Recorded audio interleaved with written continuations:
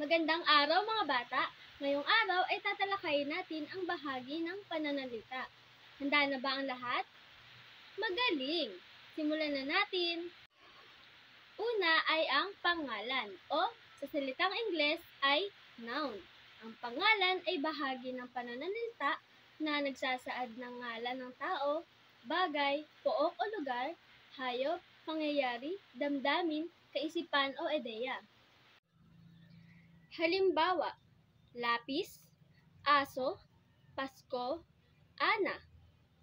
Si Ana ay naglalaro. Ang pangalan sa pangusap ay Ana. Umuwi ako sa Laguna kahapon. Ang pangalan na ginamit sa pangusap ay Laguna. Naunawaan ba mga bata? Dumako tayo sa panghalip o pronoun. Ano nga ba ang panghalip? Ito ay inihahalili o pamalit sa pangalan o ngalan ng tao, bagay, hayop, pook o pangyayari. Halimbawa nito ay sila, tayo, ako, amin. Ako ay kumain ng sopas kanina.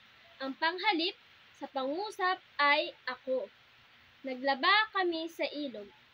Ang panghalip na ginamit sa pangusap ay kami. Magaling mga bata! Palakpakan ang inyong mga sarili. Pandiwa o verb. Ang pandiwa ay bahagi ng pangusap na nagpapahayag ng kilos, gawa o kalagayan. Halimbawa, nagluluto, naglalakad, umaakyat, lumuluha. Binuksan niya ang pinto ng kanyang kwarto. Ang pandiwa na ginamit ay binuksan. Ang dalawang bata ay naglalaro ng piko. Ang pandiwa sa pangusap ay naglalaro. Naunawaan ba mga bata? Kasunod ay ang pang-uri o sa salitang Ingles ay adjective.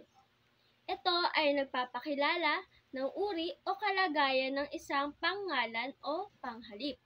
Nagsasaad ito ng laki, kulay, anyo, amoy, tunog, yari, lasa o hugis. Halimbawa, matayog, marami, mabait, mabulaklak. Mataas ang puno ng mangga. Ang pang-uri sa pangusap ay mataas, magaling. Si Lola ay mapagmahal sa amin.